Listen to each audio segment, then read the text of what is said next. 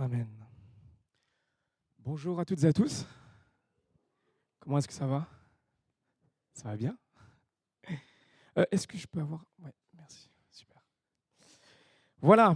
Alors, avant toute chose, je voulais commencer par remercier l'Église, vraiment, parce que c'est un plaisir déjà de pouvoir être là. Ça a été une direction de Dieu et on a été vraiment bénis par vous, par tout ce que vous nous avez offert, permis aussi pour l'installation. Donc vraiment un grand merci aussi pour l'accueil. Voilà, donc on est très content avec mon épouse, on s'installe progressivement.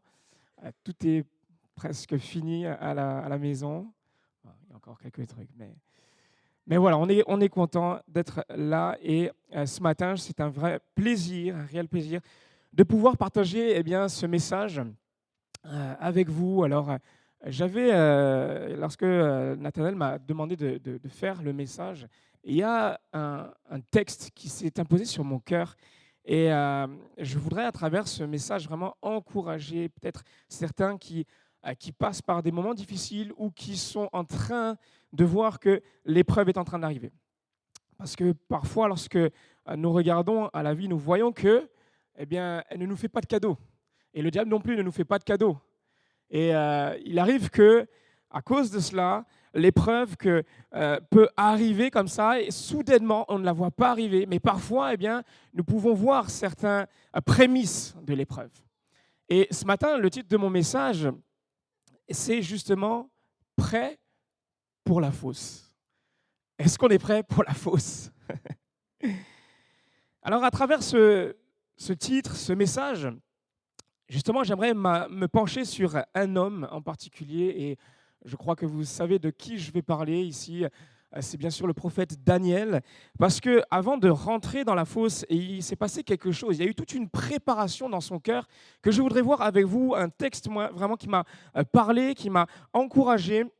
Et à travers donc ce qu'il a vécu, j'aimerais qu'on puisse voir quelques principes sur la façon dont nous devons nous préparer, ou nous pouvons nous préparer pour l'épreuve. Daniel, nous le savons, c'était un homme de Dieu, un prophète de Dieu, et c'était un homme qui était familier au jeûne et prière. Cette semaine, on a eu ces temps de jeûne et prière, ça nous a fait du bien, et je pense qu'ils sont essentiels pour nous, pour l'Église.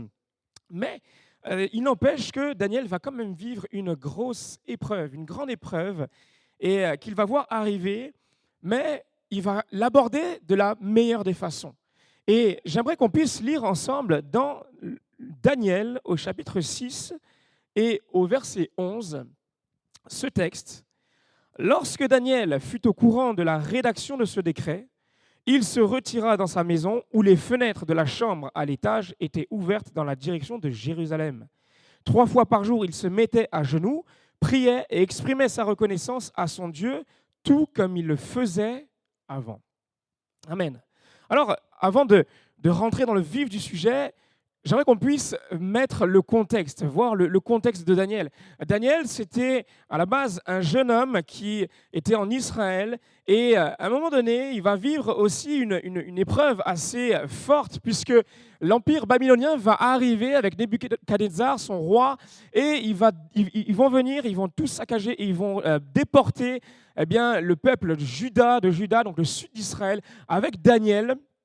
Et Daniel va se retrouver donc en exil à Babylone. Il va être déporté loin de chez lui. Il ne va plus avoir de repères. Et alors que, il va être dans ce nouveau contexte, il va devoir apprendre à vivre de nouveau dans un contexte différent, dans un peuple, au sein d'un peuple différent, loin de son pays. Et alors que les années vont passer, sa foi va rester intacte. Et après le règne de Nebuchadnezzar, au bout de 43 ans, il va y avoir plusieurs rois qui vont se succéder. Pendant 9 ans, il va y avoir quelques rois, et jusqu'au moment où nous arrivons à ce roi Belshazzar qui va co-régner avec son père Nabonide. Et alors qu'il y a ce co-règne, il va se passer quelque chose. L'arroseur va devenir arrosé, puisque un autre empire, l'empire médo-perse, va arriver et il va s'attaquer à Babylone. Et à ce moment-là, Belshazzar va mourir, va être tué. Et donc, nous voyons que Daniel, dans ce contexte-là, les années sont passées et a plus de 80 ans. Donc, on voit quand même que le temps est passé, il a pris de l'âge, mais malgré tout, il reste fidèle à Dieu. Et Dieu, bien sûr, reste fidèle. Il est toujours là. Et alors que eh bien, l'Empire médo-perse se met en place, nous voyons ce roi, Darius, qui va arriver, Darius le Mède, qui va arriver et il va faire une réorganisation de tout l'État, de tout l'Empire. Il va mettre 120 administrateurs dans tout le royaume et ces 120 administrateurs vont être sous la direction de 3 chefs, 3 responsables. Et parmi ces 3 responsables il y avait Daniel. Donc on se rend compte que même à son âge, il va être utile. Et plus que ça, parce que le texte nous montre que dans Daniel 6, 4, il est dit ceci: Daniel se montrait supérieur aux autres responsables et aux administrateurs parce qu'il y avait en lui un esprit extraordinaire. Et moi, ça me parle parce que je crois vraiment que nous sommes appelés, peu importe notre âge, à faire la différence. Parce que le Saint-Esprit habite en nous, nous pouvons faire la différence où nous nous trouvons, dans notre lieu de travail, dans notre famille, auprès de nos amis, peu importe. Et même si les années passent, eh bien, nous voyons qu'à plus de 80 ans, Daniel était toujours en forme pour servir le Seigneur, peu importe ce qui se passait. Et quand nous regardons un petit peu son histoire, nous voyons que malgré son esprit extraordinaire qu'il avait en lui, cela n'empêche pas Daniel de vivre une autre épreuve à son âge également. Et avant de terminer par justement cette épreuve, on se rend compte que lorsque le roi va voir cet esprit qu'il y avait en Daniel, il va commencer à réfléchir à l'idée de mettre en place Daniel en responsabilité, en haute responsabilité, au-dessus de tout le monde. Et là, bien sûr, qu'est-ce qui se passe ? Les administrateurs, les chefs, vont commencer à avoir de la jalousie envers Daniel. Et ils vont essayer de manigancer toutes sortes de choses, mais ils vont rien trouver. Ils vont trouver aucune occasion pour faire tomber Daniel jusqu'au moment où ils vont mettre en place un complot. Et ce complot, nous le connaissons, ils vont aller vers le roi et ils vont faire semblant d'encenser le roi. Ils vont dire, ce qu'on voudrait mettre en place, c'est un nouveau décret. Ce décret, ce serait que pendant une période de temps, un laps de temps donné, aucune personne ne puisse prier son Dieu. Aucune personne puisse aller vers une autre personne que toi au roi. Et là, le roi va se sentir honoré. Et il va dire, mais ok, on va mettre ça en place. Et bien sûr, comme on le sait, la loi des Mèdes et des Perses, elle était irrévocable. Donc, qu'est-ce qui va se passer ? Alors que ce décret va être appuyé par le sceau du roi, les uns et les autres, les administrateurs, les chefs vont commencer à promulguer ce décret. Et à ce moment-là, Daniel qui est là, nous lisons ce texte, il va entendre parler de ce décret et il va avoir tout un cheminement dans son attitude pour justement nous montrer encore à nous aujourd'hui, au XXIe siècle, que ces principes qu'il va mettre en place sont bons pour nous encore aujourd'hui. Et c'est le but ce matin, de comprendre le chemin qu'il a emprunté. Alors, comme nous l'avons lu, lorsque Daniel fut au courant de la rédaction de ce décret, il se retira dans sa maison où les fenêtres de la chambre à l'étage étaient ouvertes dans la direction de Jérusalem. Et le premier principe que je voudrais voir avec vous, c'est justement de monter dans la maison, dans la bonne maison. Alors, Daniel ne va pas simplement se retirer. Le texte, littéralement, nous montre que Daniel va monter dans sa maison. Et je réfléchissais, je me disais, mais c'est vrai que lorsque une épreuve arrive, lorsque nous sommes face à des difficultés, parfois, il y a toutes sortes de personnes, toutes sortes de gens qui vont se réfugier dans toutes sortes de choses. Ce matin, la question que j'aimerais te poser, c'est quelle est ta maison ? Quelle est cette maison dans laquelle tu te sens en sécurité ? Lorsque nous pensons à notre maison, nous pensons à ce lieu de protection, ce lieu où nous nous sentons bien, ce lieu de sécurité. Mais quelle est cette maison que tu bâtis pour faire face à l'attaque de l'ennemi ? Certains se réfugient dans la nourriture. Certains se réfugient dans le silence quand l'attaque arrive. D'autres personnes se réfugient dans toutes sortes de choses comme le sport. D'autres font l'autruche. Mais toutes ces maisons, nous le voyons, nous le savons, ce sont des maisons qui sont construites sur le sable.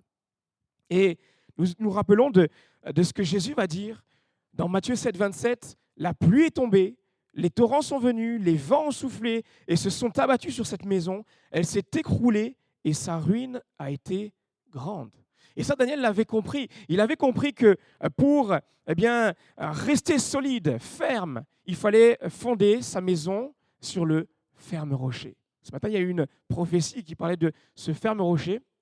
Et nous voyons que lorsque nous appuyons sur ce ferme rocher, il est dit ceci: la pluie est tombée, les torrents sont venus, les vents ont soufflé et se sont déchaînés contre cette maison. Elle ne s'est pas écroulée parce qu'elle était fondée sur le rocher, et que la parole de Dieu, Jésus-Christ, et Daniel pouvait dire, comme Salomon, si l'Éternel ne bâtit la maison, ceux qui la bâtissent, bâtissent en vain. Et lorsque nous regardons Daniel, la maison dans laquelle Daniel va se réfugier, c'était une maison bien particulière. Elle avait une particularité. Il est dit que c'était une maison où les fenêtres de la chambre à l'étage étaient ouvertes dans la direction de Jérusalem. Et la Bible déclare que, précédemment, elle déclarait que si Israël se retrouvait loin de son pays, que ce soit pour une campagne militaire ou pour justement un exil, Israël pouvait se tourner en direction de Jérusalem et prier comme cela. Ce n'était pas une façon magique pour arriver à obtenir la délivrance, non. Mais lorsque Israël faisait ça, c'était une position pour exprimer la foi des Israélites envers le Dieu qui avait fait alliance envers eux. Pourquoi? Parce qu'à Jérusalem, il y avait le lieu où l'arche de l'alliance avait été déposée. L'arche de l'alliance, ça représentait la présence de Dieu. Et ce matin, je crois que nous sommes appelés justement, comme Daniel, à monter en direction de la présence de Dieu. Nous sommes appelés à regarder en direction de notre Dieu parce qu'il a tout accompli à travers Jésus-Christ. Peu importe l'épreuve qui est là, la première chose que nous devons faire, c'est nous dire, Seigneur, toi tu es au contrôle de tout ça. Et c'est vrai que lorsque l'épreuve arrive, parfois notre réflexe, c'est de regarder à ce qui arrive. C'est de regarder à notre épreuve, à notre problème. C'est de regarder aussi à l'ennemi. Et c'est ce que l'ennemi veut faire. Il veut semer la crainte, il veut semer le doute en prenant toute la place devant nos yeux. Mais le meilleur moyen pour l'éviter, c'est justement de ne pas regarder et de se tourner en direction de notre Dieu. Ça, c'est le premier principe que Daniel a mis en place. Le deuxième principe que Daniel a mis en place, c'est qu'il a adopté la bonne disposition de cœur. Et là encore, c'est assez intéressant de voir comment Daniel a agi une fois qu'il s'est retrouvé dans sa maison. Parce que souvent, quand nous prions et qu'à cause d'une épreuve, lorsque nous sommes là, nous commençons à stresser et c'est comme si finalement nous commençons à donner des directions à Dieu. Seigneur, fais comme ci, Seigneur, fais comme ça. Nous donnons des ordres à Dieu. Mais ici, nous voyons que le texte nous dit, il se mettait à genoux, priait, et exprimait sa reconnaissance à son Dieu.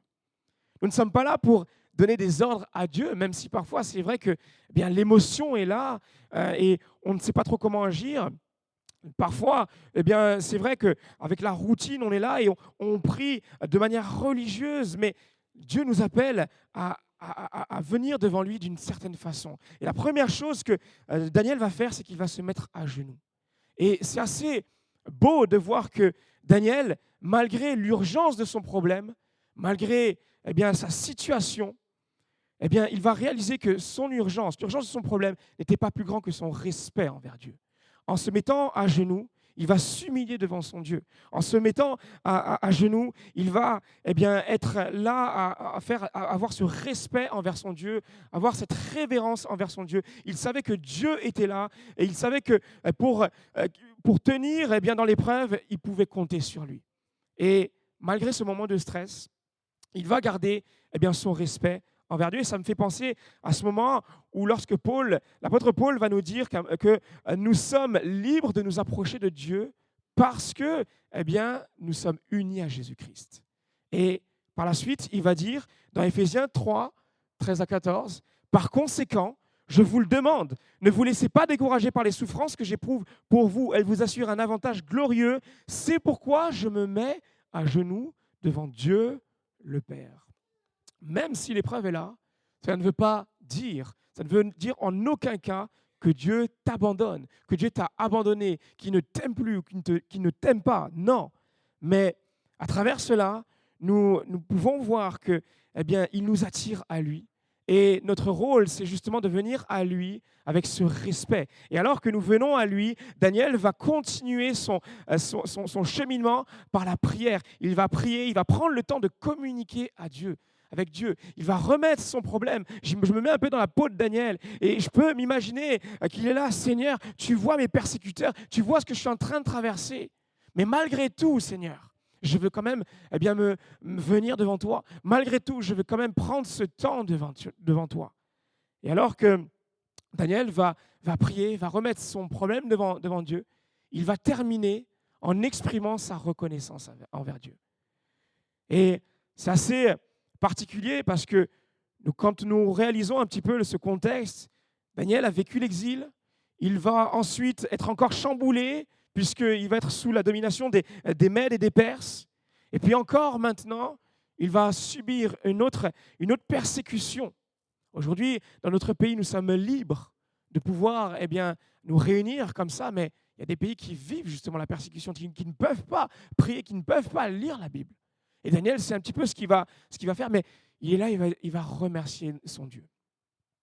Merci Seigneur pour les persécutions. C'est difficile de dire ça. Mais c'est ce que Daniel fait. Et alors que Daniel adopte la bonne position, la bonne disposition de cœur, le troisième principe que j'aimerais voir avec vous, c'est que Daniel place les bonnes priorités. Nathanaël a commencé une thématique, Marthe et Marie, une question de priorité. Et nous voyons que Daniel aussi va démontrer ses priorités. Pourquoi ? Parce que ses temps avec Dieu était sa priorité. Il commence la journée par la prière, il finit la journée par la prière. 3 fois par jour, il priait. Toute sa journée était jalonnée par la prière. Et nous pouvons être conscients, c'est vrai aujourd'hui, de l'importance de notre vie de prière, de nos temps de communion avec Dieu.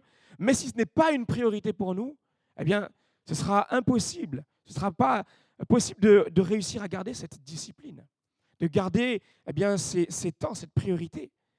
Et je crois que ce principe est encore applicable aujourd'hui. Et ça me fait penser justement à ce que Jésus va dire à un moment donné. Recherchez d'abord le royaume et la justice de Dieu, et tout cela vous sera donné en plus. Amen. Peu importe le manger, le boire, toutes nos inquiétudes sont peut-être là, mais la priorité, justement, c'est de venir devant notre Dieu. Et lui, il s'occupe de tout cela. Pour Jésus, c'est ça l'urgence. C'est de venir devant lui. Et lui, il s'occupera du reste. Et alors que Daniel va avoir cette priorité de passer du temps devant Dieu, avec son Dieu, cela va engendrer 3 choses. La première chose que ça va engendrer la discipline. 3 fois par jour, il se mettait à genoux, priait et exprimait sa reconnaissance à son Dieu. Cette bonne attitude ne s'est pas simplement retrouvée une fois à cause de ce temps d'épreuve. Non, 3 fois par jour. Il était là et il continuait, il avait cette discipline, un petit peu comme l'apôtre Paul quand il disait qu'il traitait durement son corps. Et je crois que c'est déjà une chose que d'arriver à se discipliner quand tout va bien. Mais quand tout va mal, quand le stress est là, c'est encore plus difficile. Et Daniel, à cause de sa priorité, il va réussir à cela. La deuxième chose que cela a engendré, c'est également l'assiduité. Une personne assidue, c'est quoi ? C'est une personne qui est régulièrement présente là où elle doit être. Et Daniel avait compris que sa place devait être justement dans la présence de Dieu dans ces moments difficiles. Et nous avons besoin de réaliser que lorsque tout va mal, lorsque l'épreuve arrive, notre place n'est pas justement de se réfugier dans le sport ou je ne sais quoi, mais notre place, c'est de se tenir dans la présence de Dieu. Amen. Et la troisième chose que cela va engendrer, c'est bien sûr la persévérance. Alors que l'histoire défile, continue, même Darius, le roi Mède, va réaliser, il va dire mais que ton Dieu, que tu sers avec persévérance. Il va réaliser que Daniel servait son Dieu avec persévérance. Ça se voit même chez les païens. Et cette persévérance, l'apôtre Paul nous en parle dans Romains 5, versets 3 à 4. Bien plus, nous sommes fiers même de nos détresses. Est-ce que nous sommes fiers de nos détresses? Difficile, hein? Mais pourquoi? Parce que, sachant que la détresse produit la persévérance, la victoire dans l'épreuve, et la victoire dans l'épreuve, l'espérance. Amen. Quelle est notre espérance aujourd'hui? C'est Jésus-Christ. Amen. Et alors que nous voyons ces trois principes avec Daniel, il y a, au-delà de ces trois principes, il y a quelque chose que je voudrais faire ressortir par-dessus tout. C'est son mode de vie. La fin du passage nous montre que lorsque Daniel, au début, il est dit, lorsque Daniel fut au courant de la rédaction de ce décret, il se retira. C'est-à-dire qu'il n'a pas hésité. Pour lui, quand il a entendu le problème arriver, ça a été comme un réflexe, ça a été un automatisme de monter dans sa maison. Pourquoi? Parce que finalement, eh bien, pour lui, l'épreuve, c'était égal au refuge en Dieu. Et ça me parle parce que il y a des années de cela, je pratiquais l'athlétisme, je pratiquais le sprint. Et vous savez, pour courir, il y a une façon particulière de courir. Quand on voit les sprinteurs, c'était le sprint que je faisais, les sprinteurs courent d'une manière particulière. Il y a toute une gestuelle au niveau du buste, au niveau de la tête, au niveau des bras, des jambes, des pieds. Tout ça, c'est justement des automatismes que nous mettons en place. Mais ces automatismes, ils arrivent parce que justement, eh bien, nous les pratiquons jour après jour, au quotidien. Et lorsque nous regardons justement Daniel, nous pouvons nous rendre compte qu'il n'a pas attendu le temps de crise pour se mettre bien dans la présence de Dieu. Non, il faisait ça, eh bien, il était déjà comme ça avant. Il est dit, le texte nous dit, 3 fois par jour, il se mettait à genoux, priait et exprimait sa reconnaissance à son Dieu, tout comme il le faisait avant. Tout comme il le faisait avant. Daniel avait l'habitude de regarder en direction de Jérusalem. Daniel avait l'habitude de se mettre à genoux, de prier, de remercier son Dieu. Daniel avait l'habitude de placer les bonnes priorités. Pourquoi? Parce qu'en fait, Daniel en avait fait un mode de vie. Et bien aimé, je crois que ces 3 principes doivent non pas simplement être abordés et mis en pratique simplement pour l'épreuve, mais ces principes doivent être notre mode de vie. Nous devons chaque jour pratiquer cela. Ce qui fait que lorsque Daniel a vu l'épreuve arriver, il ne s'est pas posé de questions. Pour lui, c'était naturel. Il n'a pas hésité à courir vers son Dieu. Et je crois que notre bon mode de vie spirituel nous permettra toujours de regarder en direction de Dieu. Amen. Et lorsque nous voyons Jésus, on peut se rendre compte que dès le matin, et justement, lui aussi, il allait prendre des temps de prière. Il allait vers son Père. Il passait du temps. Et lorsque l'épreuve est arrivée, la grosse épreuve, lorsqu'il était à Gethsémanée, qu'est-ce qui va se passer? Est-ce qu'il va fuir? Est-ce qu'il va s'endormir comme les disciples? Non. Jésus va, là encore, dans ce moment difficile d'épreuve, prendre son temps de prière. Et alors que c'était difficile, il va quand même résister. Il va quand même persévérer. Vous savez, je regardais un petit peu certaines statistiques et certaines études déclarent qu'il faudrait entre 18 et 264 jours, soit une moyenne de 66 jours, donc un peu plus de 2 mois, pour adopter une nouvelle habitude. Et peut-être que ce matin, justement, tu as perdu justement ces temps avec Dieu, cette relation au quotidien. Et Dieu ne veut pas te juger, Dieu ne te condamne pas ce matin. Au contraire, en fait, ce qu'il veut, c'est simplement te ramener dans sa maison. Et je crois que nous devons être prêts justement à nous réhabituer à ce mode de vie. Je crois que nous sommes appelés non pas à laisser le temps filer, non pas à laisser le diable s'accaparer de notre vie. Non, nous sommes appelés justement à délaisser nos problèmes entre les mains de Dieu. Alors que la difficulté arrive, alors que le problème est là, notre réflexe ne sera pas d'aller à droite, à gauche, mais notre réflexe sera justement d'aller dans la présence de Dieu. Et c'est ce que nous voulons ce matin. Et peu importe le décret irrévocable que le diable a déclaré sur ta vie ce matin, dans la réalité des faits, Dieu nous rend toujours vainqueurs par Jésus-Christ. Amen. Daniel n'a pas échappé à l'épreuve. Comme je vous l'ai dit tout à l'heure, Daniel a mis en place des principes qui lui ont permis de traverser en fait la fosse. Ça ne lui a pas évité la fosse, non. Parce que alors que Daniel va prier, va prendre son temps avec Dieu, les administrateurs, les chefs vont le surprendre dans sa maison. Ils savaient que Daniel avait déjà ses temps réguliers avec Dieu. Et alors qu'ils vont le présenter devant le roi, là, le roi va comprendre, mais ce décret que nous avions mis en place n'était pas pour Daniel, non. C'était mon meilleur chef, mon meilleur collaborateur. Ce décret, ce n'était pas pour cela. Et là, il va commencer à s'attrister. Il va réaliser, il va tout faire pour délivrer Daniel, mais en vain. Et là aussi, ça me fait penser, peu importe qui nous sommes, peu importe l'administration, personne ne peut nous délivrer de la fosse si ce n'est notre Dieu. Amen. Daniel va voir les lions lorsqu'il va descendre dans la fosse. Il va sentir, je peux m'imaginer à la place de Daniel, il va sentir l'odeur des lions. Il va entendre les pas des lions qui marchent comme ça. Il va regarder. Et je peux imaginer qu'eux-mêmes aussi vont regarder attentivement Daniel. Peut-être qu'eux-mêmes vont sentir, entendre Daniel, les respirations de Daniel. Et ça me fait penser à ce texte.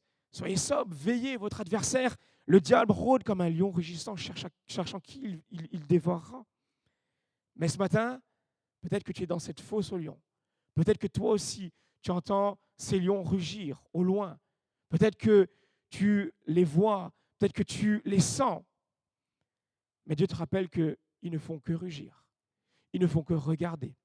Ils ne font que sentir ou entendre.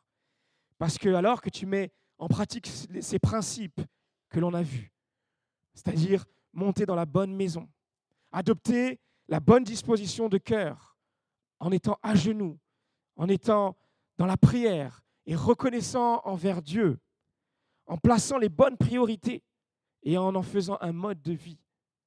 J'aime ce texte lorsqu'il est dit par la suite, dans Daniel 6, 23, Dieu a envoyé son ange et fermé la gueule des lions.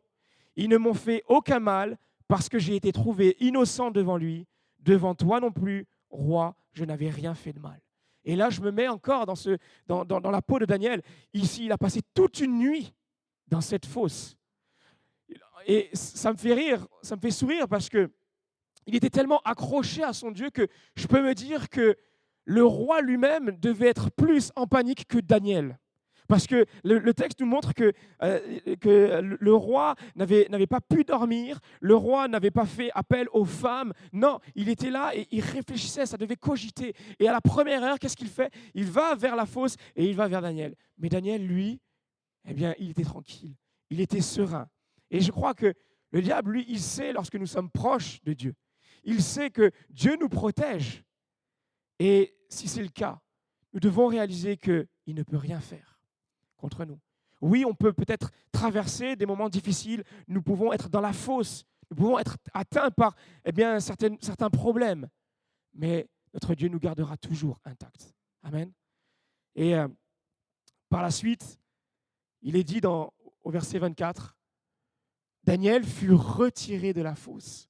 On ne trouva aucune blessure sur lui parce qu'il avait eu confiance en son Dieu. Il avait confiance en son Dieu. Ce matin, nous voulons placer notre confiance en notre Dieu. Amen. Et je vous rappelle que c'est vrai que le diable va tout faire pour essayer de nous déstabiliser. Il peut envoyer des personnes. Mais là encore, l'apôtre Paul nous rappelle une chose. En effet, ce n'est pas contre l'homme que nous avons à lutter, mais contre les puissances, contre les autorités, contre les souverains de ce monde de ténèbres, contre les esprits du mal dans les lieux célestes. C'est pourquoi prenez toutes les armes de Dieu afin de pouvoir résister dans le jour mauvais et tenir ferme après avoir tout surmonté. Amen. Daniel n'a pas lutté contre les chefs, contre les administrateurs. Il ne s'est pas rebellé contre l'État, même pas contre son roi. Non. Daniel, lui, son réflexe a été d'aller vers son Père, vers son Dieu. Et j'aime la fin parce qu'elle nous montre que nous pouvons tout surmonter. Bien sûr, il faut quand même tenir ferme. Mais ce matin, je voudrais vraiment vous encourager justement à tenir ferme, tenir bon. Je ne sais pas ce que vous vivez. Peut-être que certains justement sont dans cette fosse, mais rappelez-vous une chose, votre Dieu vous accompagne. Amen. J'aimerais qu'on puisse prendre un temps pour prier. Seigneur mon Dieu, merci pour ta parole. Merci pour ta grâce, Seigneur mon Dieu. Parce que, Seigneur, tu nous rappelles encore ce matin que même dans la fosse, Seigneur, tu es avec nous, Seigneur. Et alors que certains peuvent traverser la fosse, Seigneur, je te prie, Seigneur, de les accompagner. Je te prie, Seigneur, aussi de préparer, Seigneur, ceux qui sentent, Seigneur mon Dieu, peut-être une maladie qui arrive, peut-être quelque chose qui est là, qui pointe son nez, Seigneur mon Dieu. Tu les encourages, tu les fortifies, Seigneur mon Dieu, et que vraiment, Seigneur, le diable ne puisse pas avoir le dernier mot, mais que toi, Seigneur mon Dieu, tu puisses mettre ta paix en eux, Seigneur mon Dieu. Nous te rendons grâce, Seigneur mon Dieu, encore ce matin, parce que nous savons que tu es présent parmi nous. Nous savons, Seigneur, que tu as tout accompli à la croix, Seigneur, et c'est pourquoi nous voulons placer notre espérance en toi. Nous voulons placer notre confiance en toi. Ce matin, Seigneur, sois loué et sois béni, Jésus. Amen.